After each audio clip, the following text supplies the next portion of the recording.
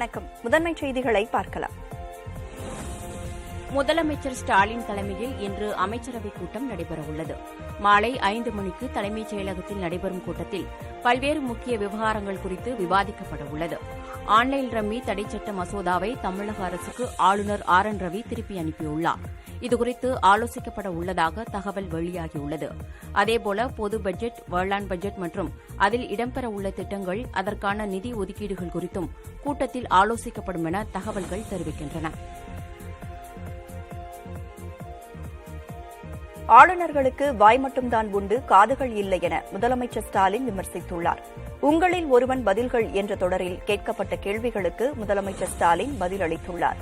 ஆளுநர் அரசியலில் தலையிடக்கூடாது என அண்மையில் உச்சநீதிமன்ற அரசியல் சாசன அமர்வு தெரிவித்துள்ளதே, இதற்கு ஆளுநர்கள் செவிமடுப்பார்கள் என நினைக்கிறீர்களா என கேள்வி எழுப்பப்பட்டது. அதற்கு இதுவரையிலான செயல்பாடுகளை பார்த்தால் ஆளுநர்களுக்கு வாய் மட்டும்தான் உண்டு, காதுகள் இல்லை என என்றே தோன்றுகிறது என பதிலளித்துள்ளார். மேலும் மத்திய அரசு தன் வசம் இருக்கும் விசாரணை அமைப்புகளை அரசியல் நோக்கத்துக்காக மட்டுமே பயன்படுத்துகிறது என குற்றம் சாட்டியுள்ளார். இதுவரையிலான செயல்பாடுகளை பார்த்தா ஆளுநர்களுக்கு வாய் மட்டும்தான் உண்டு, காதுகள் இல்லை என்றே தோன்றுகிறது.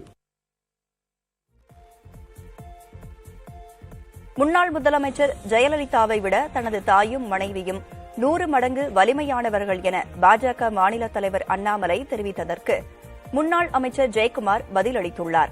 அதனை பார்க்கலாம்.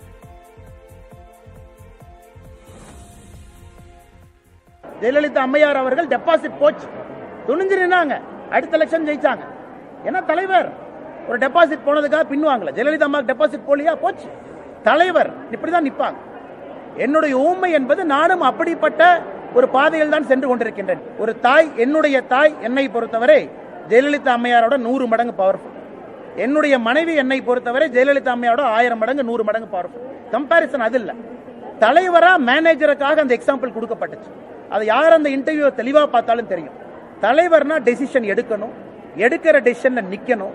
இந்த டர்புலன்ஸ் சலனத்துக்கெல்லாம் பயப்படக்கூடாது. என்ன வந்தாலும் பார்த்துக்கணும். யாரும் அம்மா போல ஆக முடியாது, மீண்டும் அம்மா போல யாரும் பிறக்க முடியாது. இதுதான் நான் சொல்ல வர விஷயம். அதனால அது அவருடைய தனிப்பட்ட கருத்து. அவருடைய தாயை அவருடைய மனைவி உயர்த்தி பேசுவது என்பது, எனவே அதுக்குள்ள நான் போய் கருத்து சொல்ல முடியாது. பாரதிய ஜனதா இல்லாமல் தமிழக அரசியலில் எதுவும் நடக்காது என பாஜக சட்டமன்ற உறுப்பினர் வானதி ஸ்ரீனிவாசன் தெரிவித்துள்ளார். சென்னையில் நிகழ்ச்சி ஒன்றில் பங்கேற்று பேசிய அவர் இவ்வாறு கூறினார். எத்தனையோ கடினமான பாதைகளை எல்லாம் பாரதிய ஜனதா கட்சியினுடைய சகோதர சகோதரிகள் ஒரு குடும்பத்தை போல தாங்கி தாங்கி இன்று பாரதிய ஜனதா கட்சி இல்லாமல் தமிழகத்திலே ஒரு அரசியல் முடிவு, அரசியல் நிகழ்வு என்பது இல்லை என்று சொல்லத்தக்க வகையிலே நம்முடைய பிரசன்ஸ் என்பது இன்று மாறிக்கொண்டிருக்கிறது. ரொம்ப சந்தோஷமா இருக்கு.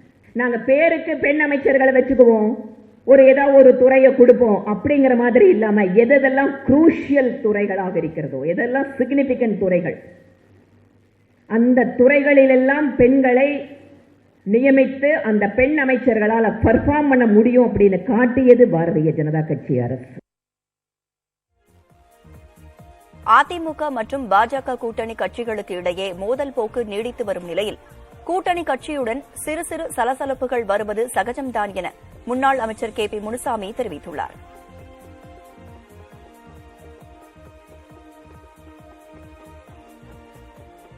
அதாவது ஒரு கூட்டணி கட்சி என்று வருகின்ற பொழுது சிறு சிறு சலசலப்புகள் இருந்தாலும் கூட தேசிய நலன் கருதி இந்த கூட்டணி எப்படி செயல்பட வேண்டும் என்று என்னுடைய கழகத்தின் பொதுச் செயலாளர் மாண்புமிகு எடப்பாடி பழனிசாமிக்கு தெரியும். அதன்படி செயல்படுவார். அவருக்கு பின்னால் நாங்கள் இருப்போம். பாரதிய ஜனதா அதிமுக இடையே மோதல் போக்கு இல்லை என முன்னாள் அமைச்சர் ஜெயக்குமார் தெரிவித்துள்ளார். சென்னை ராயப்பேட்டையில் செய்தியாளர்களை சந்தித்த அவர் இதனை தெரிவித்தார். எடப்பாடியுடைய அந்த உருவ பொம்மையை எரித்தது, உருவப்படத்தை எதிர்த்தது என்பது ஒரு ஏற்றுக்கொள்ள முடியாத ஒரு விஷயம். எனவே நேற்றைக்கு இது அது குறித்து எங்களுடைய கண்டனத்தையும், அதே போன்று பிஜேபியை பொறுத்தவரை இது போன்ற செயல்களை ஊக்கப்படுத்தாமல் யாரெல்லாம் சம்மந்தப்பட்டாங்களோ அவளை கட்சியிலிருந்து நீக்கணும், ஒழுங்கு நடவடிக்கை எடுக்கணும். என்ன மோதல் இருக்கு? ஒரு மோதலும் கிடையாது. யார் மோதல் சொன்னது? அது ஏதோ ஏதோ வந்து இப்போ ஏதோ சில பேர் ஐடி விங்கில் வந்து சில கருத்துக்கள் சில பக்குவப்படாதவர்கள் வந்து அவர்கள் சொன்னார்கள். அந்த கருத்துக்கு வந்து பார்த்தீங்கன்னா நாங்கள் வந்து கருத்து சொல்லிட்டோம். அதனால் இப்போ கூட்டணி பொறுத்தவரையில் தொடருது. அதாவது வந்து அகில இந்திய ரீதியில் வந்து தேசிய ஜனநாயக கூட்டணி, தமிழ்நாட்டை பொறுத்தவரை அனைத்து இந்திய அண்ணா திராவிட முன்னேற்ற கழக தலைமையிலான கூட்டணி இது வந்து தொடரும். யாரும் வந்து அம்மா போல வந்து ஆக முடியாது, மீண்டும் அம்மா போல யாரும் பிறக்க முடியாது. பாஜக சந்தர்ப்பவாத அரசியலை நடத்தினால் வரும் நாடாளுமன்ற தேர்தலில் பதிலடி கிடைக்கும் என புதுச்சேரி மாநில அதிமுக செயலாளர் அன்பழகன் தெரிவித்துள்ளார். பிஜேபி வந்து சந்தர்ப்பவாத அரசியல் நடத்துறாங்கன்னா அதுக்குரிய பலனை வந்து வருகின்ற பார்லிமெண்ட் தேர்தலில் நிச்சயமா ஏற்படும். இருந்தாலும் பிஜேபி என்பது அண்ணாமலையோட மட்டும் இல்லை. பிஜேபி என்பது வந்து இந்த நாட்டினுடைய பிரதமர் இருக்கிறாரு, அமித்ஷா இருக்கிறாங்க, அவங்களும் முடிவெடுப்பாங்க. இதில் அண்ணாமலை வந்து யாருடைய வாயாக இருந்து செயல்படுவதாக தெரிகிறது. எல்லையில் பாகிஸ்தான் படைகளின் அத்துமீறலை இந்தியா ராணுவ நடவடிக்கை மூலம் எதிர்கொள்ளும் வாய்ப்பு அதிகரித்திருப்பதாக அமெரிக்க உளவுத்துறை கூறியுள்ளது. நாடாளுமன்றத்தில் அமெரிக்க உளவுத்துறை சமர்ப்பித்திருக்கும் அறிக்கையில் இந்தியாவிற்கு எதிரான பயங்கரவாத அமைப்புகளுக்கு பாகிஸ்தான் ஆதரவளிப்பது சுட்டிக்காட்டப்பட்டுள்ளது. பிரதமர் மோடியின் அரசு பாகிஸ்தான் படைகளின் அத்துமீறலை ராணுவ நடவடிக்கை மூலம் எதிர்கொள்ளக்கூடும் என்றும் கணித்துள்ளது. இதேபோல இந்தியா சீனா இடையிலான எல்லை பிரச்சினையும் விரைவில் அமைதியை காணாது என்றும் அமெரிக்க உளவுத்துறையின் அறிக்கையில் கூறப்பட்டுள்ளது. எம்சாண்ட் உற்பத்திக்கு தனிப்பட்ட குவாரி குத்தகைகள் வழங்கப்பட மாட்டாது என தமிழக அரசு அறிவித்துள்ளது. எம்சாண்ட் எனப்படும் செயற்கை மணல் உற்பத்தியை ஒழுங்குபடுத்துவதற்கான புதிய கொள்கையை தமிழக அரசு வெளியிட்டுள்ளது. அதில் ஆற்று மணலுக்கு மாற்றாக எம்சாண்ட் உபயோகம் அதிகரித்திருப்பது சுட்டிக்காட்டப்பட்டுள்ளது. சந்தைகளில் தரமற்ற எம்சாண்ட் விற்பனைக்கு வருவதை தடுக்க புதிய கொள்கை உருவாக்கப்பட்டுள்ளது என சுட்டிக்காட்டப்பட்டுள்ளது. இதன்படி எம்சாண்ட் உற்பத்திக்காக தனிப்பட்ட குவாரி குத்தகைகள் வழங்கப்பட மாட்டாது என கூறப்பட்டுள்ளது. கட்டுமான இடிப்பு கழிவுகளை நேர்த்தியான முறையில் மறுசுழற்சி செய்வதை ஊக்குவிக்க நடவடிக்கை எடுக்கப்படும் என்றும் தெரிவித்துள்ளது. குரூப் 4 தேர்வு முடிவுகள் மார்ச் மாத இறுதிக்குள் வெளியிடப்படும் என தமிழ்நாடு அரசு பணியாளர்கள் தேர்வாணையம் அறிவித்துள்ளது. ஒருங்கிணைந்த குடிமைப் பணிகள் தேர்வு, தொகுதி 4 அடங்கிய பணிகளுக்கான தேர்வு கடந்த ஆண்டு ஜூலை 24ஆம் தேதி நடத்தப்பட்டது. இந்த தேர்வின் முடிவுகள் இம்மாத இறுதிக்குள் வெளியிடப்படும் என்றும் தேர்வு முடிவுகள் தொடர்பான பணிகள் தற்போது தேர்வாணையத்தில் துரிதமாக நடைபெற்று வருவதாகவும் தமிழ்நாடு அரசு பணியாளர் தேர்வாணையத்தின் தேர்வு கட்டுப்பாட்டு அலுவலர் அஜய் யாதவ் செய்திக்குறிப்பு ஒன்றில் தெரிவித்துள்ளார். டிஎன்பிஎஸ்சி குரூப் 4 தேர்வு முடிவுகள் எப்போது வெளியாகும் என டுவிட்டரில் தேர்வர்கள் கேள்வி எழுப்பியிருந்த நிலையில் இந்த அறிவிப்பு வெளியாகியுள்ளது. அமெரிக்க விண்வெளி ஆய்வு நிறுவனமான நாசாவும் இந்திய விண்வெளி ஆய்வு நிறுவனமான இஸ்ரோவும் இணைந்து உருவாக்கிய நிசார் செயற்கைக்கோள் இந்தியா கொண்டுவரப்பட்டது. அமெரிக்காவின் கலிபோர்னியாவில் உள்ள நாசா ஆய்வகத்தில் 2800 கிலோ எடையில் நிசார் செயற்கைக்கோள் உருவாக்கப்பட்டுள்ளது. இதில் பொருத்தப்பட்டுள்ள சக்தி வாய்ந்த ரேடார் மூலம் பூமியின் நிலம் மற்றும் பனிப்பரப்பை துல்லியமாக ஆய்வு செய்ய முடியும். இந்த செயற்கைக்கோள் அமெரிக்க விமானப்படையின் C-17 விமானம் மூலம் பெங்களூருக்கு கொண்டுவரப்பட்டு இஸ்ரோவிடம் ஒப்படைக்கப்பட்டது. அடுத்த ஆண்டு இது விண்ணில் ஏவப்பட உள்ளது. டெல்லி முன்னாள் துணை முதலமைச்சர் மணீஷ் சிசோடியாவிடம் திகார் சிறையில் அமலாக்கத்துறை அதிகாரிகள் 2வது நாளாக விசாரணை நடத்தி வருகின்றனர். மதுபான புதிய கலால் வரி கொள்கை முறைகேடு வழக்கில் மணீஷ் சிசோடியா திகார் சிறையில் அடைக்கப்பட்டுள்ளார். நேற்று முன்தினம் மதுபான கொள்கை முறைகேடு வழக்கு தொடர்பாக திகார் சிறை வளாகத்தில் தனி அறையில் சிசோடியாவிடம் அமலாக்கத்துறை அதிகாரிகள் விசாரணை நடத்திய நிலையில் ஹோலி விடுமுறைக்கு பிறகு மீண்டும் இன்று 2வது நாளாக விசாரணையை தொடர்ந்துள்ளனர். 7க்கும் மேற்பட்ட அதிகாரிகள் குழு இந்த விசாரணையில் ஈடுபட்டுள்ளனர். பாகிஸ்தானில் கடுமையான பொருளாதார நெருக்கடி நிலவுவதால் ஹோண்டா நிறுவனம் அங்கு செயல்பட்டு வந்த கார் தயாரிப்பு ஆலையை மூடியது. பொருளாதார நெருக்கடி காரணமாக பொருள் விநியோகச் சங்கிலி பாதிக்கப்பட்டுள்ளது. இதனால் ஆலையில் கார் மற்றும் அதன் பாகங்கள் உற்பத்தி செய்யும் பணி பாதிக்கப்பட்டிருப்பதாகவும் தங்களுக்கு இழப்பு ஏற்பட்டிருப்பதாகவும் ஹோண்டா நிறுவனம் தெரிவித்துள்ளது. இம்மாத இறுதி வரை ஆலை மூடப்படும் என்றும் பொருள் விநியோகச் சங்கிலி முறையானால் மீண்டும் உற்பத்தி தொடங்கும் என்றும் தெரிவித்துள்ளது. ஏற்கனவே சுசுகி மோட்டார், இந்துஸ் மோட்டார் ஆகிய நிறுவனங்களும் தங்களின் ஆலைகளை மூடியுள்ளன. இதனால் பலர் வேலை இழந்துள்ளனர். மதுரை அருகே ஆவின் பால் விநியோகம் தாமதமானதால் பால் பாக்கெட்டுகள் ஏற்றி வந்த வாகனத்தை பால் முகவர்கள் திருப்பி அனுப்பினர். மதுரை மாவட்டம் கரிசல்குளம் பகுதியில் காலதாமதமாக ஆவின் பால் விநியோகம் செய்யப்படுவதாக குற்றம் சாட்டிய முகவர்கள் பால் ஏற்றி வந்த விநியோக வாகனத்தை பால் பண்ணை நுழைவாயிலேயே வழிமறித்தனர். தாமதமாக பால் விநியோகம் செய்தால் அதனை எப்படி விற்பனை செய்ய முடியும் என எதிர்ப்பு தெரிவித்த முகவர்கள் வாகனத்தை திருப்பி அனுப்பியுள்ளனர். தமிழக அரசும் ஆவின் நிர்வாகமும் அலட்சியத்தோடு நடந்து கொள்ளாமல் விநியோக பிரச்சினைக்கு தீர்வு காண வேண்டும் என கோரிக்கை விடுத்துள்ளனர். உலக தடகள கவுன்சிலில் பெண் பிரதிநிதிகள் எண்ணிக்கையை 40% உயர்த்த நடவடிக்கை எடுக்கப்படும் என உலக தடகள சம்மேளனம் தெரிவித்துள்ளது. சர்வதேச மகளிர் தினத்தை முன்னிட்டு உலக தடகள சம்மேளனம் வெளியிட்ட அறிக்கையில் பெண்களின் பிரதிநிதித்துவத்தை அதிகரிக்கும் நடவடிக்கைகள் குறித்த அறிவிப்புகள் இடம்பெற்றிருந்தன. அதில் உலக தடகள கவுன்சிலில் பெண் உறுப்பினர்கள் 8 பேர் உள்ள நிலையில் அந்த எண்ணிக்கை 10 உயர்த்தப்படும் என்றும் பெண் பிரதிநிதிகள் எண்ணிக்கையை 40% உயர்த்த நடவடிக்கை எடுக்கப்படும் என்றும் தெரிவிக்கப்பட்டுள்ளது. இதில் கவுன்சிலின் துணைத் தலைவர் பதவி பெண் உறுப்பினருக்கு ஒதுக்கப்படும் என்றும் வரும் ஆகஸ்ட் மாதம் நடைபெறும் தேர்தலில் இது உறுதிப்படுத்தப்படும் என்றும் தெரிவிக்கப்பட்டுள்ளது. பெண்கள் மீதான கொடுமைகளை தடுக்க வலுவான சட்டங்களை உருவாக்க வேண்டும் என கோரி லத்தீன் அமெரிக்கா நாடுகளில் மாபெரும் பேரணி நடத்தப்பட்டது.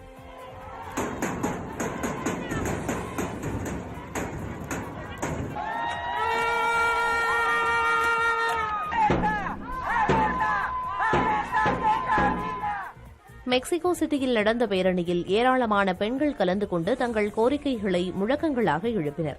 இதேபோல பொலிவியா, உருகுவே, வெனிசுலா, பெரு உள்ளிட்ட நாடுகளின் தலைநகரங்களிலும் பேரணி நடைபெற்றது.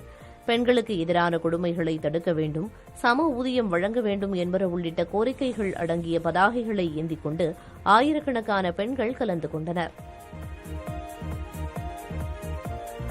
ஜார்ஜியா நாட்டில் அரசுக்கு எதிரான போராட்டங்கள் தீவிரமடைந்துள்ளன. வெளிநாடுகளில் இருந்து 20 விழுக்காட்டிற்கும் அதிகமான நிதியுதவி பெறும் அமைப்புகளுக்கு பல கட்டுப்பாடுகளை விதிக்கும் வகையில் ஜார்ஜியா அரசு புதிய சட்டத்தை கொண்டு வந்துள்ளது. நாடாளுமன்றம் இந்த சட்டத்திற்கு அனுமதி கொடுத்துள்ள நிலையில் மக்கள் கடும் எதிர்ப்பு தெரிவித்துள்ளனர். இந்த சட்டத்தை திரும்பப் பெற வேண்டும் என கோரி தலைநகர் பிலிசியில் தொடர் போராட்டங்களில் ஈடுபட்டுள்ளனர். சில இடங்களில் போராட்டக்காரர்களுக்கும் காவல்துறையினருக்கும் இடையே மோதல் ஏற்பட்டது.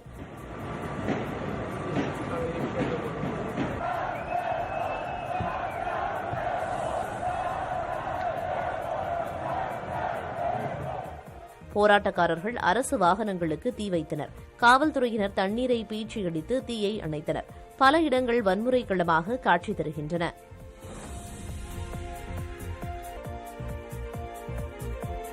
விவசாயிகளுக்கு 24 மணி நேரமும் தடையில்லா மும்முனை மின்சாரம் வழங்க வேண்டும் என அதிமுக இடைக்கால பொதுச் செயலாளர் எடப்பாடி பழனிசாமி வலியுறுத்தியுள்ளார். இது தொடர்பாக அவர் வெளியிட்டுள்ள அறிக்கையில், விவசாயிகளுக்கு 24 மணி நேரமும் மும்முனை மின்சாரம் வழங்க முடியாது என்றும், முறை வைத்துத்தான் மின்சாரம் பிரித்து வழங்கப்படும் எனவும் அறிவிக்கப்பட்டிருந்தது ஏற்புடையதல்ல என தெரிவித்துள்ளார். மின்சார வாரியம் நஷ்டத்தில் இயங்குவதாக கூறி தாங்க முடியாத அளவுக்கு மின் கட்டணத்தை உயர்த்தியதோடு சீரான மின் விநியோகத்தையும் தராமல் விவசாயிகளுக்கு தமிழக அரசு விளையாட்டு காட்டுவதாகவும் எடப்பாடி பழனிசாமி குற்றம் சாட்டியுள்ளார்.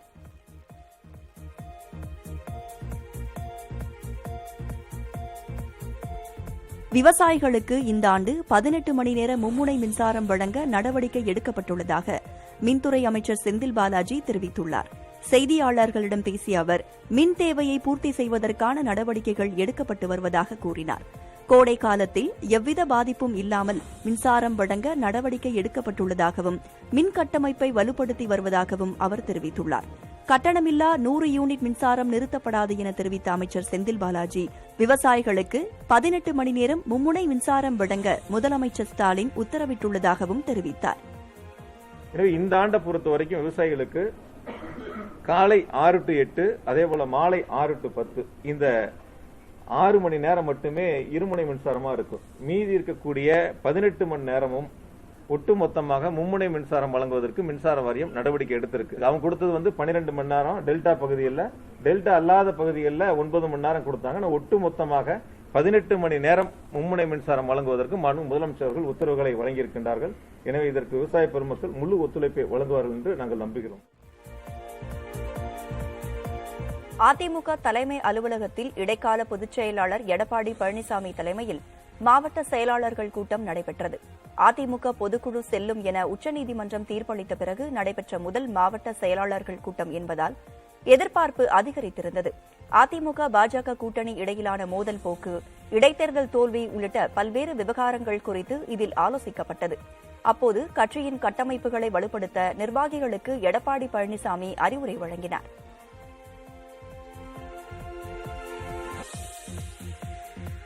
புதுச்சேரி அரசின் பட்ஜெட்டுக்காக மத்திய அரசு கூடுதலாக 1400 கோடி ரூபாயை வழங்கியுள்ளதாக அம்மாநில துணைநிலை ஆளுநர் தமிழிசை சவுந்தரராஜன் தெரிவித்துள்ளார்.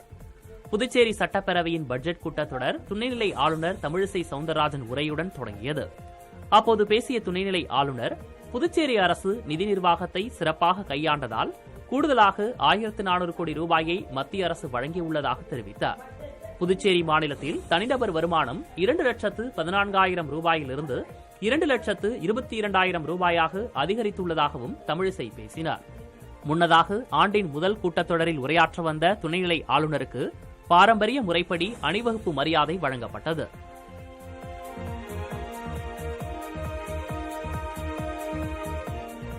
தமிழகத்தில் 1000 இடங்களில் நாளை காய்ச்சல் தடுப்பு சிறப்பு மருத்துவ முகாம் நடைபெறும் என மருத்துவத்துறை அமைச்சர் மா சுப்பிரமணியன் தெரிவித்துள்ளார்.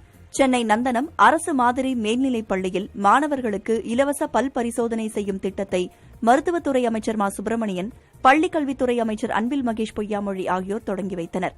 அப்போது பேசிய மருத்துவத்துறை அமைச்சர், தமிழ்நாட்டில் 1000 இடங்களில் காய்ச்சல் சிறப்பு மருத்துவ முகாம் நாளை நடைபெறும் எனவும் சென்னையில் மட்டும் 200 இடங்களில் முகாம் நடத்தப்படும் எனவும் தெரிவித்தார். மேலும் காலை 9 மணி முதல் 4 மணி வரை நடைபெறவுள்ள இந்த முகாமில் மக்கள் கலந்து கொண்டு பயனடையுமாறு அறிவுறுத்தியுள்ளார். வடமாநில தொழிலாளர்கள் தாக்கப்படுவதாக வெளியான வதந்தி விவகாரத்தை சிறப்பாக கையாண்டு சுமூகமாக்கியுள்ளதாக டிஜிபி சைலேந்திரபாபு தெரிவித்துள்ளார். கோவையில் வடமாநில தொழிலாளர்களின் பணிச்சூழல் குறித்து தொழில்துறையினருடன் தமிழக டிஜிபி சைலேந்திரபாபு ஆலோசனை மேற்கொண்டார். பின்னர் வடமாநில தொழிலாளர்களை நேரில் சந்தித்து அவர் பேசினார். முன்னதாக செய்தியாளர்களிடம் பேசிய சைலேந்திரபாபு, வடமாநில தொழிலாளர்கள் தொடர்பான வதந்தி குறைந்துள்ளதாகவும் அவர்களுடன் தொடர்ந்து உரையாட அறிவுறுத்தப்பட்டுள்ளதாகவும் கூறினார். தொழிலாளர்கள் இருக்கும் பகுதிகளில் காவல்துறையினர் அதிகளவு ரோந்து பணியில் ஈடுபட வேண்டும் எனவும் சிசிடிவி கேமராக்கள் கண்காணிப்பு இருக்க வேண்டும் எனவும் அறிவுறுத்தப்பட்டுள்ளதாக சைலேந்திரபாபு தெரிவித்தார். இது நமது புலன் விசாரணையின் போது தெரியும். 11 வழக்குகள் பதிவு பண்ணியிருக்கிறோம். இது ஏன் இதை செஞ்சாங்க, ஏன் பொய்யான தகவல்லாம் சொல்றாங்க, அதுவும் ரொம்ப அப்பட்டமா, ரொம்ப பகிரங்கமா, ரொம்ப வெறுக்கத்தக்க வகையில் தமிழ்நாட்டுக்கே சம்பந்தமில்லாத வீடியோக்கள் எல்லாம் பதிவு பண்ணி இதெல்லாம் தமிழ்நாட்டில் நடந்திருக்குன்னு சொல்ல வேண்டிய காரணம் என்ன அப்படிங்கிறதெல்லாம் இப்போ அவங்களை கைது பண்ண போகிறது தான் தெரியும். கிரிப்டோ கரன்சி எனப்படும் எண்ம பண வர்த்தகத்தில் ஈடுபடும் நிறுவனங்கள் KYC எனப்படும் வாடிக்கையாளர்களின் விவரங்களை பெறுவது அவசியம் என மத்திய நிதி அமைச்சகம் தெரிவித்துள்ளது. எண்ம பண பரிவர்த்தனைகள் மூலம் கருப்பு பண பரிமாற்றம் நடைபெறுவதை தடுக்கும் வகையில் இந்த நடவடிக்கை எடுக்கப்பட்டுள்ளது என கூறியுள்ள நிதி அமைச்சகம், எண்ம பண வர்த்தகத்தில் ஈடுபடும் நிறுவனங்கள் சந்தேகத்துக்கிடமான பண பரிவர்த்தனைகள் நடைபெறும்போது அது தொடர்பான வருமான வரித்துறை உள்ளிட்ட கண்காணிப்பு அமைப்புகளுக்கு தகவல் தெரிவிக்க வேண்டும் எனவும் தெரிவித்துள்ளது. அனைத்து கிரிப்டோ கரன்சி பரிவர்த்தனை விவரத்தையும் 5 ஆண்டுகள் வரை பாதுகாப்பாக வைத்திருக்க வேண்டும் எனவும் நிதி அமைச்சகம் கூறியுள்ளது. ஒடிஷாவில் படகு ஒன்றில் இருந்து சிறிய கேமரா மற்றும் சிப் பொருத்தப்பட்ட புறா ஒன்று பிடிபட்டது. ஜகத்சிங்பூரில் உள்ள பரதீப் கடற்கரையில் மீன்பிடி படகிலிருந்து சிறிய கேமரா மற்றும் சிப் பொருத்தப்பட்ட உளவு புறா ஒன்றை மீனவர்கள் கண்டறிந்தனர். பின்னர் புறாவை பிடித்து பரதீப் கடற்படை காவல் நிலையத்தில் ஒப்படைத்தனர். புறாவை யார் அனுப்பினார்கள், எப்படி படகில் வந்தது என்பது குறித்து விசாரித்து வருவதாக உதவி காவல் கண்காணிப்பாளர் தெரிவித்துள்ளார்.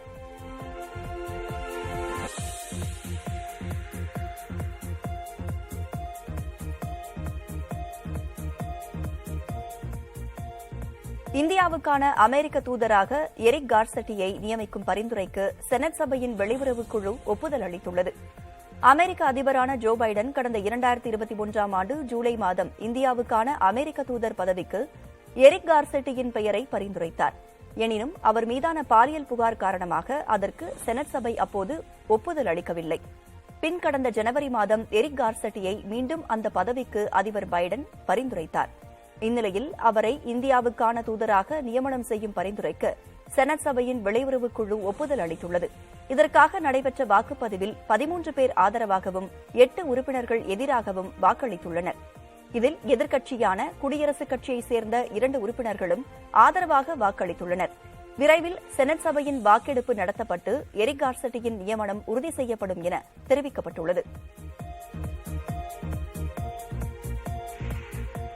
சென்னையை அடுத்த பூவிருந்தவல்லி அருகே டாஸ்மாக் குடோனிலிருந்து மதுக்கடைகளுக்கு மதுபானங்களை ஏற்றிச் செல்லும் வாகனங்கள் திடீரென நிறுத்தப்பட்டுள்ளன. திருமழிசை சிப்காட்டில் உள்ள குடோனிலிருந்து சென்னை, திருவள்ளூர், காஞ்சிபுரம் மாவட்டங்களில் உள்ள மதுக்கடைகளுக்கு வாகனங்கள் மூலம் மது வகைகள் எடுத்துச் செல்லப்படும். இவற்றை ஏற்றிச் செல்லும் 60க்கும் அதிகமான வாகனங்கள் இயக்கப்படவில்லை. டிரான்ஸ்போர்ட் நிறுவனத்திற்கு கடந்த 4.5 மாதங்களாக செலுத்த வேண்டிய 4.25 கோடி ரூபாய் நிலுவையில் உள்ளதால் வாகனங்கள் இயக்கப்படவில்லை என்று தெரிவிக்கப்பட்டுள்ளது. இதனால் குடோனிலிருந்து 3 மாவட்டங்களில் உள்ள டாஸ்மாக் கடைகளுக்கு மதுபான விநியோகம் நிறுத்தப்பட்டுள்ளது. அரியலூர் மாவட்டம் மீன்சுருட்டி கடைவீதியில் தமிழக பாரதிய ஜனதா தலைவர் அண்ணாமலை உருவப்படத்தை எரித்து அதிமுகவினர் போராட்டத்தில் ஈடுபட்டனர். ஜெயலலிதாவுடன் தன்னை ஒப்பிட்டு பேசிய அண்ணாமலையை கண்டிப்பதாக அதிமுகவினர் முழக்கமிட்டனர். பின்னர் பாஜக மாநில தலைவர் அண்ணாமலையின் படத்தை தீ வைத்து எரித்தனர். தொடர்ந்து போராட்டத்தில் ஈடுபட்ட 10க்கும் மேற்பட்ட அதிமுகவினர் கைது செய்யப்பட்டனர். சிஆர்பிஎஃப் படையைச் சேர்ந்த வீராங்கனைகள் 75 பேர் டெல்லியிலிருந்து இருசக்கர வாகன பயணத்தை தொடங்கியுள்ளனர். நாட்டில் 75வது சுதந்திர ஆண்டு கொண்டாடப்பட்டு வருகிறது. இதனையொட்டி டெல்லியிலிருந்து நக்சலைட்டுகள் ஆதிக்கம் நிறைந்த சத்தீஸ்கர் நோக்கி 1848 கிலோமீட்டர் தொலைவுக்கு 75 சிஆர்பிஎஃப் வீராங்கனைகள் இருசக்கர வாகன பயணத்தை தொடங்கினர். வெளியுறவுத்துறை இணையமைச்சர் மீனாட்சி லேக்கி இந்தியா கேட் பகுதியிலிருந்து கொடியசைத்து பயணத்தை தொடக்கி வைத்தார். ராயல் என்ஃபீல்டு வாகனத்தில் 17 நாட்களுக்கு 5 மாநிலங்கள் வழியே இவர்கள் சத்தீஸ்கரை சென்றடைய உள்ளனர். புதுக்கோட்டை மாவட்டம் பொன்னமராவதி அருகே நடைபெற்ற மீன்பிடி திருவிழாவில் கிராம மக்கள் ஆர்வத்துடன் பங்கேற்றனர். கோடைக்காலம் தொடங்கியதையொட்டி குமாரப்பட்டி கிராமத்தில் உள்ள சாணாரி கண்மாயில் மீன்பிடி திருவிழா ஏற்பாடு செய்யப்பட்டது. இதற்காக கிராம மக்கள் அனைவரும் சாதி மத பேதமின்றி கண்மாயில் திரண்டிருந்தனர். நேரம் தொடங்கியதும் ஊத்தா எனப்படும் கூடையை பயன்படுத்தி அவர்கள் உற்சாகமாக மீன்பிடிக்க தொடங்கினர்.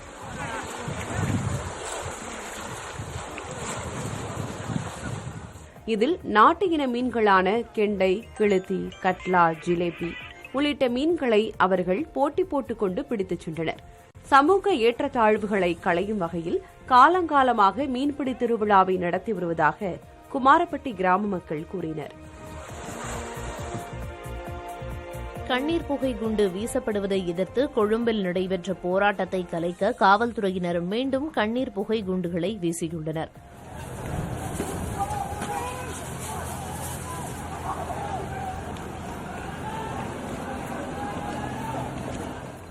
ஊராட்சி தேர்தலை விரைந்து நடத்தக் கோரி இலங்கையில் பல்கலைக்கழக மாணவர்கள் அண்மையில் ஆர்ப்பாட்டம் நடத்தினர். அப்போது கண்ணீர் புகை குண்டு வீசி கூட்டத்தை காவல்துறையினர் கலைத்தனர். இந்நிலையில் கண்ணீர் புகை குண்டு வீச்சுக்கு எதிர்ப்பு தெரிவித்து மாணவர்கள் பேரணி நடத்தினர். இப்பேரணியை கலைக்க காவல்துறையினர் மீண்டும் கண்ணீர் புகை குண்டுகளை வீசினர். இதற்கு மாணவர்கள் கடும் எதிர்ப்பு தெரிவித்துள்ளனர்.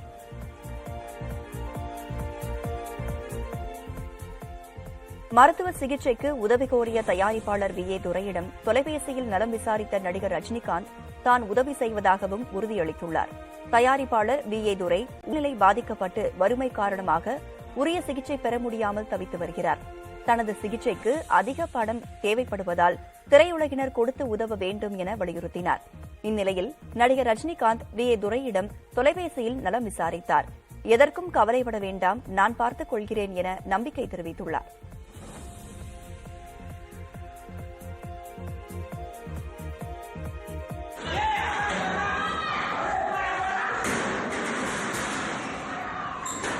தருமபுரி மாவட்டம் மல்லாபுரத்தில் அரசு பள்ளியில் பொருட்களை அடித்து நொறுக்கிய விவகாரத்தில் மாணவ மாணவிகள் 5 பேர் சஸ்பெண்ட் செய்யப்பட்டுள்ளனர். மல்லாபுரம் அரசு மேல்நிலைப் பள்ளியில் 11 மற்றும் 12ஆம் வகுப்பு மாணவர்களுக்கான செய்முறை தேர்வு நடைபெற்றது.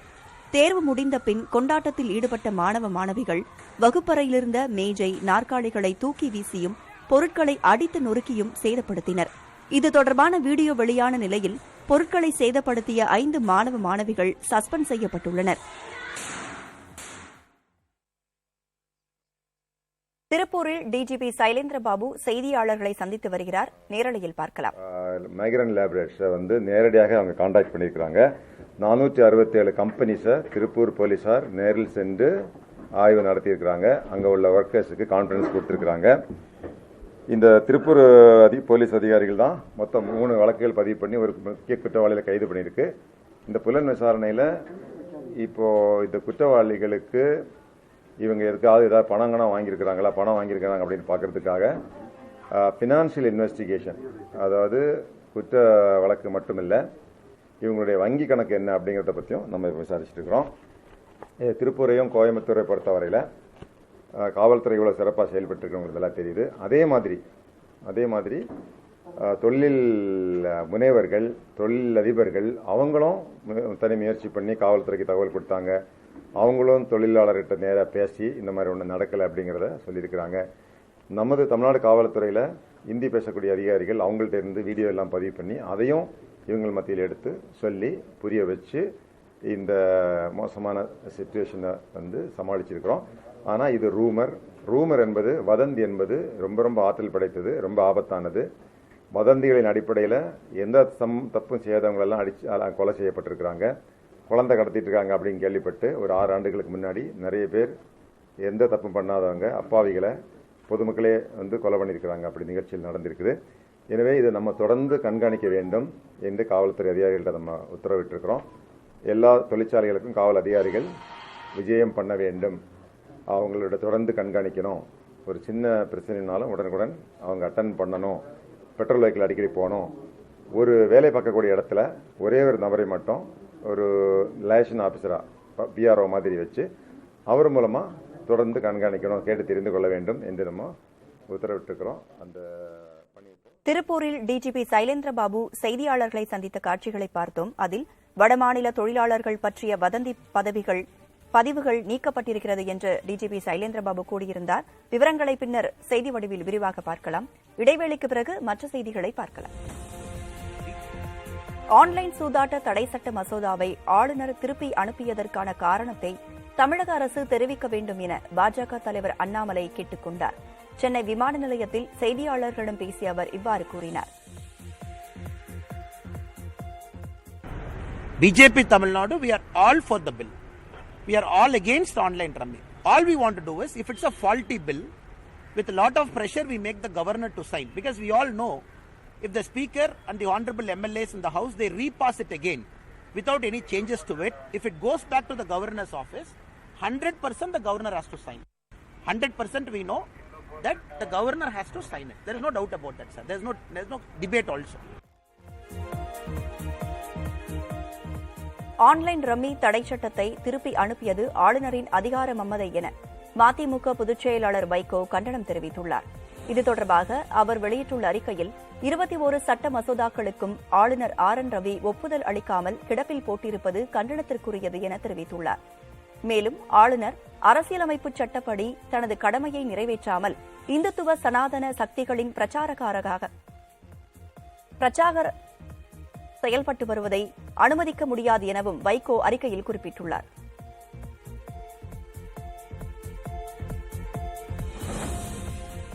ஆன்லைன் சூதாட்ட தடை சட்டத்தை ஆளுநர் தாமதமாக திருப்பி அனுப்பியது கண்டிக்கத்தக்கது என பாமக தலைவர் அன்புமணி குற்றம் சாட்டியுள்ளார்.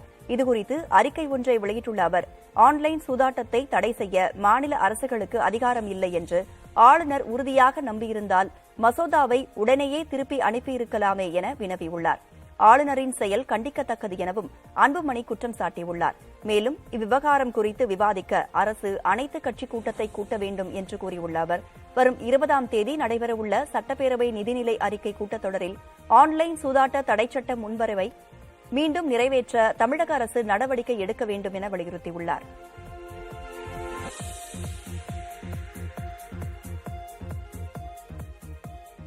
ஆன்லைன் சூதாட்ட மசோதா விவகாரத்தில் தமிழக சட்டப்பேரவையின் முடிவுக்கு எதிராக ஆளுநர் செயல்படுவது ஜனநாயக விரோத போக்கு என பாமக வழக்கறிஞர் பிரிவு தலைவர் பாலு தெரிவித்துள்ளார்.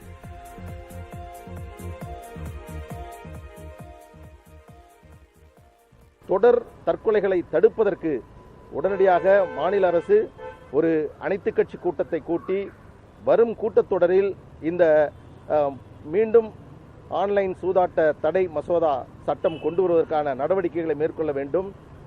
மாநில ஆளுநர்கள் மாநில அரசினுடைய அமைச்சரவையினுடைய முடிவுகளுக்கு விரோதமாக அல்லது அதற்கு மதிப்பளிக்கக்கூடிய வகையில் நடந்து கொள்ளக்கூடிய இந்த போக்கு என்பது அரசியல் சாசனத்திற்கும் ஜனநாயகத்திற்கும் உகந்ததாக இல்லை.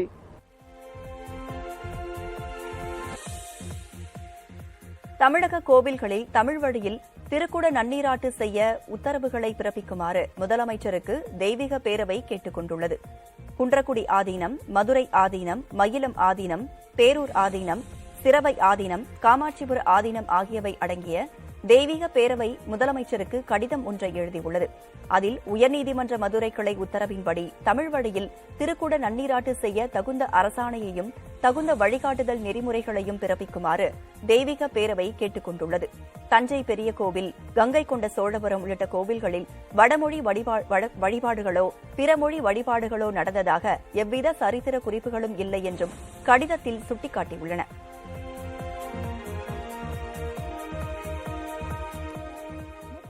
விடுதலை திரைப்படத்தின் இசை வெளியீட்டு விழாவில் ரசிகர்கள் தொடர்ந்து குரல் எழுப்பியபடி இருந்ததால் இசையமைப்பாளர் இளையராஜா கோபமடைந்தார். வெற்றிமாறன் இயக்கத்தில் இளையராஜா இசையில் சூரி நாயகனாக நடித்து வரும் விடுதலை திரைப்படத்தின் முன்னோட்டம் மற்றும் இசை வெளியீட்டு விழா நுங்கம்பாக்கத்தில் உள்ள பள்ளியின் அரங்கத்தில் நடைபெற்றது.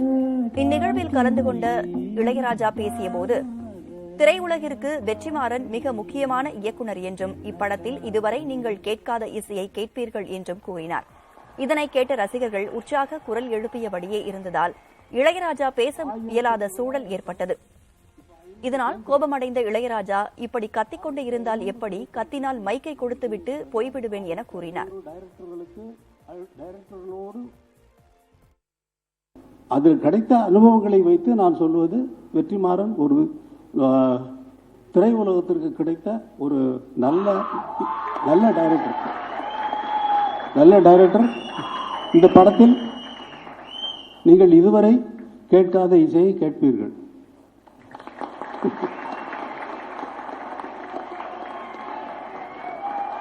அதுவும் வெவ்வேறு, அதுவும் இந்த மாதிரி சத்தப்பாடு நான் என்ன பேசுறது, மைக்கை கொடுத்துட்டு நான் போயிட்டே இருப்பேன். கத்தாத, நான் மைக்கை கொடுத்துட்டு போயிட்டே இருப்பேன். வழி நெடுக காட்டு மல்லி கண் பார்த்தும் யாரும் அத பார்க்கலையே வரும். விடுதலை திரைப்படத்தின் முன்னோட்டம் மற்றும் இசை வெளியீட்டு விழாவில் பேசிய நடிகர் சூரி, படப்பிடிப்புக்கு சென்ற இடத்தில் வயதான மூதாட்டியுடன் நடைபெற்ற சுவைமிக்க உரையாடலை பகிர்ந்து கொண்டார். சூரியன் வந்திருக்காரு அப்படின்னு சொன்னோன்னே அது அப்படியே உண்மைக்கு எனக்கு ரொம்ப சந்தோஷமாச்சு. அந்த கொடுத்துட்டு இருந்த கஞ்சியை அப்படியே போட்டுட்டு அந்த எச்சு கையோடு உட்காந்து வாயா கட்டி, தம்பி நல்லாரியா, நல்லா இருப்பேன், நல்லா என்னை அணைச்சு நல்லாரியா, சூப்பரியா, அப்படியே கை தழுவி என்னை அவ்வளோ முத்தம் கொடுத்து நல்லா இருப்பியாயா, ரொம்ப சந்தோஷம். என்னையா நீ படத்தில் சேப்பா இருக்கு, இப்போ இதில் கருப்பா இருக்கு அப்படி கடிச்சு. இல்லை என்ன என் மேக்கப் அப்படி மேக்கப் போட்டு வச்சிருக்காங்க, கருப்பாக்கி வச்சிருக்காங்க. சரியா நான் ரொம்ப உங்கள் அப்பாவுக்கு பெரிய ரசிகரியா அப்படின்ச்சு. அப்படியாத்தா ஆமையா, உங்கள் அப்பா வந்து ரோசாப்பு ரவிக்கக்காரி, அரண்மனைக்கிளி, அந்த படத்தில் நான் அப்படி விரும்பி பார்ப்பியா, நான் கல்யாணம் பண்ணி முதல் படம் ரோசாப்பு ரவிக்கக்காரதாயா. ஆத்தா நீங்கள் யாரை சொல்கிறீங்க ஆத்தா, சிவகுமார் மேந்தானியா நீ, உன் தம்பி இன்னொருத்தர் நடிக்கிறாராம்ல அப்படின்ச்சு. திரும்பி பார்த்து ஒரு தெரியல, ஊரை ஓடிட்டாங்க தெரிச்சு, எவனும் என் பக்கத்தில் இல்லை. அப்படியே பார்த்தேன், அத்தா நான் சிவகுமார் சார் சொன்ன சூர்யானுக்கு எனக்கு வித்தியாசம் தெரிய வேண்டாமா, எவ்வளோ பிரஸ்டாக இருக்கிற மாதிரி நான் சுருங்கி போன சூரிய மாதிரி இருக்கேன், நீ என்னை வந்து எப்படி ஆத்தாண்டு. அப்போ உங்கள் அப்பா என்ன பண்ணுறாருச்சு, எங்கள் அப்பா மாட்டி வியாபாரம் பார்க்குறாரு, கவு பிஸ்னஸ் அப்படின்ட்டு. இங்கே என்ன பண்ணுற கூட இருந்தவன் கல்யாணம் என்ன நடிக்கிறாருச்சு. பட்டு தண்ணி கொடுத்து சொம்ப பண்ணிட்டு உள்ள போய் கதவை போட்டுட்டு போயிடுச்சு.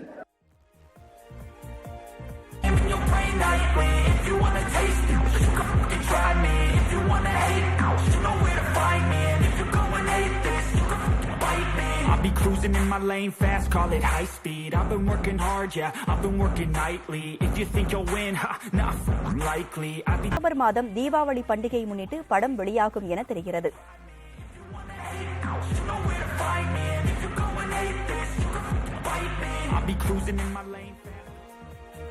கடலூர் மாவட்டம் நெய்வேலியில் மக்கள் எதிர்ப்பை மீறி பலத்த போலீஸ் பாதுகாப்புடன் சுரங்க விரிவாக்க பணிக்காக நிலம் கையகப்படுத்தும் பணி தொடங்கப்பட்டுள்ளது.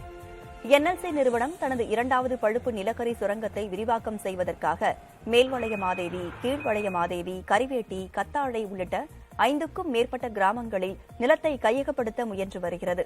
இந்நிலையில் 2000 ஆண்டில் கையகப்படுத்திய நிலத்திற்கு சமமான இழப்பீடு வழங்க வேண்டும், வீட்டிற்கு ஒருவருக்கு நிரந்தர வேலை வழங்க வேண்டும் உள்ளிட்ட கோரிக்கைகளை வலியுறுத்தி உள்ளூர் மக்கள் போராட்டத்தில் ஈடுபட்டு வருகின்றனர்.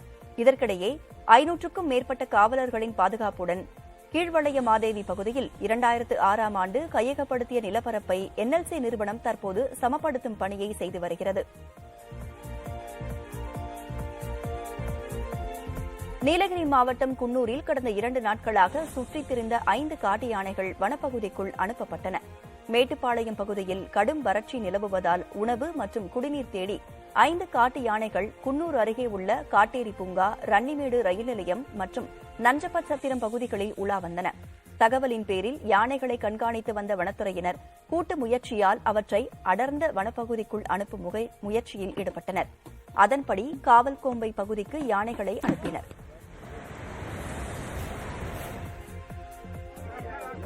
ஆந்திர மாநிலத்தில் 4 புலிக்குட்டிகளை மீண்டும் தாயிடம் சேர்ப்பதற்காக வனத்துறையினர் பல்வேறு முயற்சிகளை எடுத்துள்ளனர். கர்னூல் பகுதியில் 4 புலிக்குட்டிகள் வயல் பகுதிகளில் சுற்றித் திரிந்தன. அவற்றை மீட்ட மக்கள் புலிக்குட்டிகள் என்பதை கண்டறிந்து வனத்துறைக்கு தகவல் அளித்தனர்.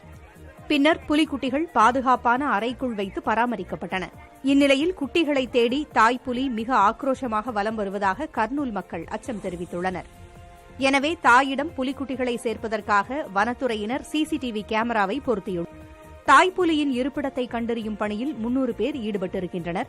விரைவில் தாய்ப்புலியிடம் குட்டிகளை சேர்ப்போம் என்று நம்பிக்கை தெரிவித்துள்ளனர்.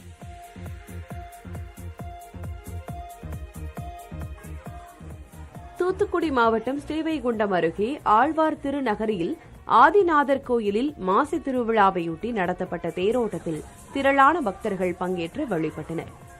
வைணவ தலங்களின் நவ திருப்பதியில் ஒன்றான இக்கோயிலில் கடந்த மார்ச் 1ஆம் தேதி கொடியேற்றத்துடன் தொடங்கிய மாசி திருவிழாவில் தினமும் வீதி உலா நிகழ்ச்சிகள் நடத்தப்பட்டன.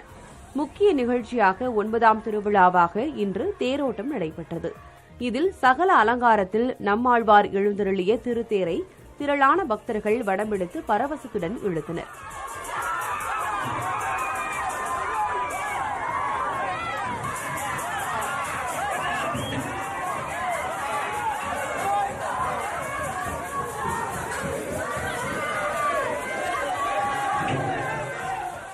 நான்கரது வீதிகளில் வலம் வந்த தேரை கோவிந்தா கோபாலா என்ற பக்தி முழக்கத்துடன் பக்தர்கள் பரவசத்துடன் இழுத்தனர். திருவாரூர் தியாகராஜர் கோவில் ஆழி தேரோட்ட பங்குனி உத்திர விழா கொடியேற்றம் வெகு விமர்சையாக நடைபெற்றது. ஆழி தேரோட்டம் ஏப்ரல் 1ஆம் தேதி ஆயில்ய நட்சத்திரத்தில் நடைபெறவுள்ள நிலையில் அதன் தொடக்க நிகழ்ச்சியாக கோவில் கொடிமரத்தில் ரிஷப வாகனம் பொறிக்கப்பட்ட கொடி ஏற்றப்பட்டது.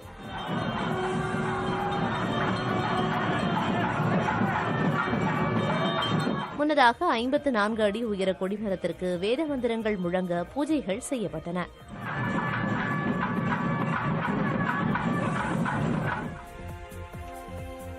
தருமபுரி மாவட்டத்தில் விளைச்சல் மற்றும் வரத்து அதிகரிப்பால் சின்ன வெங்காயத்தின் விலை சரிந்துள்ளது.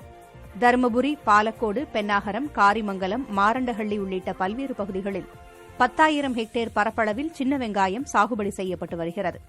இந்நிலையில் சின்ன வெங்காய விளைச்சல் அதிகரித்து விலை குறைந்துள்ளது. அதன்படி கடந்த வாரம் 60 ரூபாய்க்கு விற்கப்பட்ட 1 கிலோ சின்ன வெங்காயம் தற்போது 25 ரூபாய் முதல் 30 ரூபாய் வரை விற்கப்படுகிறது.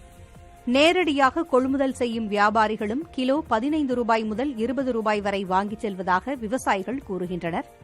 இதனால் விவசாயிகள் கவலையடைந்துள்ளனர். கொடைக்கானல் பேரிஜம் ஏரி அருகே யானைகள் நடமாட்டம் தென்பட்டதால் சுற்றுலாப் பயணிகள் செல்ல தடை விதிக்கப்பட்டுள்ளது. ஏரி பகுதியில் யானைகள் நடமாட்டம் உள்ளதாக தெரிவித்துள்ள வனத்துறை சுற்றுலா பயணிகளின் பாதுகாப்பு கருதி தடை விதித்துள்ளது. யானைகள் பேரிஜம் வனப்பகுதியை விட்டு கடந்து சென்றவுடன் மீண்டும் அனுமதி அளிக்கப்படும் என வனத்துறை சார்பில் தெரிவிக்கப்பட்டுள்ளது. கிரீஸ் நாட்டில் 57 பேரை பலி வாங்கிய ரயில் விபத்திற்கு அரசின் அலட்சிய போக்கே காரணம் என கூறி மக்கள் போராட்டத்தில் ஈடுபட்டனர். கடந்த 28ஆம் தேதி கிரீஸில் பயணிகள் ரயிலும் சரக்கு ரயிலும் நேருக்கு நேர் மோதிக்கொண்டன. இந்த விபத்தில் 57 பேர் உயிரிழந்தனர். அரசின் அலட்சிய போக்கே விபத்துக்கு காரணம் என்றும் மீட்புப் பணிகளை துரிதமாக முன்னெடுக்கவில்லை என்றும் கூறி தெஸ்லோனிகி நகரில் 15,000 பேர் இணைந்து போராட்டம் நடத்தினர்.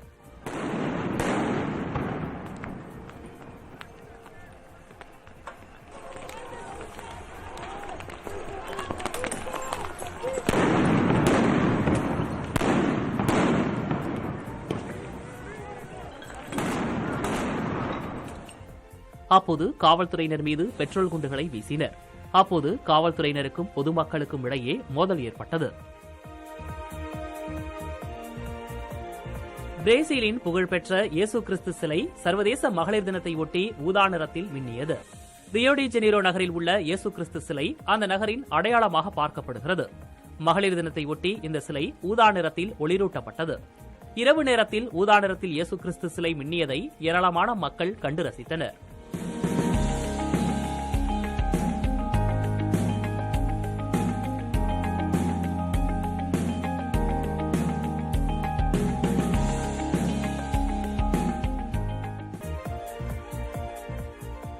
சாகர்மாலா திட்டத்தின் கீழ் தமிழகத்தின் 4 கடற்கரை பகுதிகளில் மிதக்கும் கப்பல் தளங்கள் அமைக்க மத்திய அரசு ஒப்புதல் அளித்துள்ளது. நிரந்தர கட்டிடக்கலை முறைப்படி கப்பல் தளங்களை அமைப்பதை விட மிதக்கும் வகையில் தளங்களை அமைக்க மத்திய அரசு முடிவு செய்துள்ளது. தமிழகத்தில் ராமேஸ்வரம், கடலூர், கன்னியாகுமரி உள்ளிட்ட இடங்களில் கப்பல் தளங்கள் அமைக்கப்பட உள்ளதால் வேலைவாய்ப்புகள் கிடைப்பதுடன் சுற்றுலாத்துறை பெரிய அளவில் மேம்படும் எனவும் மத்திய கப்பல் போக்குவரத்து மற்றும் நீர்வழித்துறை அமைச்சர் சர்பானந்தா சோனோவால் தெரிவித்துள்ளார்.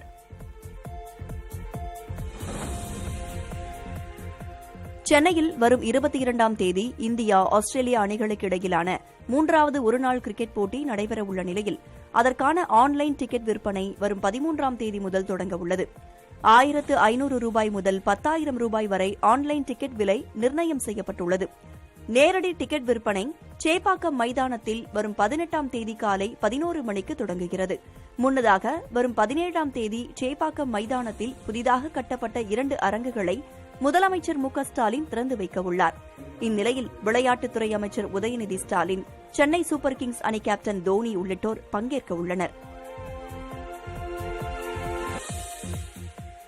WPL கிரிக்கெட் தொடரில் குஜராத் ஜெயண்ட் அணியின் கேப்டன் மாற்றப்பட்டுள்ளார். இதுவரை கேப்டனாக இருந்த பெத்மோனி காயமடைந்துள்ளதால் இத்தொடரிலிருந்து அவர் விலகியுள்ளார். இவருக்கு பதிலாக ஸ்னேகா ராணா கேப்டனாக நியமிக்கப்பட்டுள்ளார். ஆஸ்திரேலிய அணி வீராங்கனை லாரா உல்வாட் குஜராத் ஜெயண்ட்ஸ் அணியில் சேர்க்கப்பட்டுள்ளார்.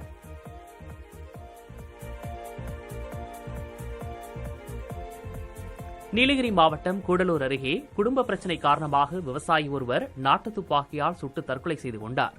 தேவர் சோலையை அடுத்த செருமுள்ள அஞ்சுகுன்னு கிராமத்தைச் சேர்ந்த கண்ணதாசன் நள்ளிரவு நேரத்தில் நாட்டு துப்பாக்கியால் சுட்டு தற்கொலை செய்து கொண்டுள்ளார். தகவல் அறிந்து சென்று காவல்துறையினர் நடத்திய விசாரணையில் குடும்ப பிரச்சினை காரணமாக கண்ணதாசன் தற்கொலை செய்து கொண்டது தெரியவந்தது. மனைவி மற்றும் குழந்தைகள் 2 நாள்களுக்கு முன் வீட்டை விட்டு வெளியேறிய நிலையில் மதுபோதையில் கண்ணதாசன் தற்கொலை செய்து கொண்டதாகவும் கூறப்படுகிறது.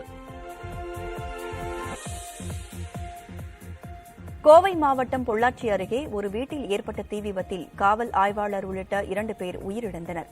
பொள்ளாச்சியை அடுத்துள்ள நல்லூரைச் சேர்ந்த சபரிநாத் சென்னையில் காவல் ஆய்வாளராக பணியாற்றி வந்தார். அண்மையில் சபரிநாத்தின் மனைவி உயிரிழந்த நிலையில் நல்லூரில் உள்ள தனது வீட்டின் ஒரு பகுதியை சாந்தி என்பவருக்கு வாடகைக்கு விட்டிருந்தார். சபரிநாத் சென்னையிலிருந்து வந்திருந்தபோது அவரது வீட்டில் சமையல் செய்ய சாந்தி வந்துள்ளார். அப்போது பயங்கர சத்தம் கேட்டதால் கீழ்த்தளத்தில் இருந்த சாந்தியின் உறவினர்கள் மேலே சென்று பார்த்துள்ளனர். அச்சமயம் சபரிநாத்தும் சாந்தியும் தீயில் எரிந்து கொண்டிருந்ததை பார்த்து அதிர்ச்சியடைந்தனர். தீயணைப்பு மற்றும் காவல்துறையினர் சிறிது நேரம் போராடி தீயை அணைத்தனர். இருப்பினும் சபரிநாத்தும் சாந்தியும் தீக்கிரையாகிவிட்டனர். வீட்டில் உள்ள குளிர்பதன பெட்டி வெடித்து தீப்பிடித்து இருக்கலாம் என கூறப்படுகிறது.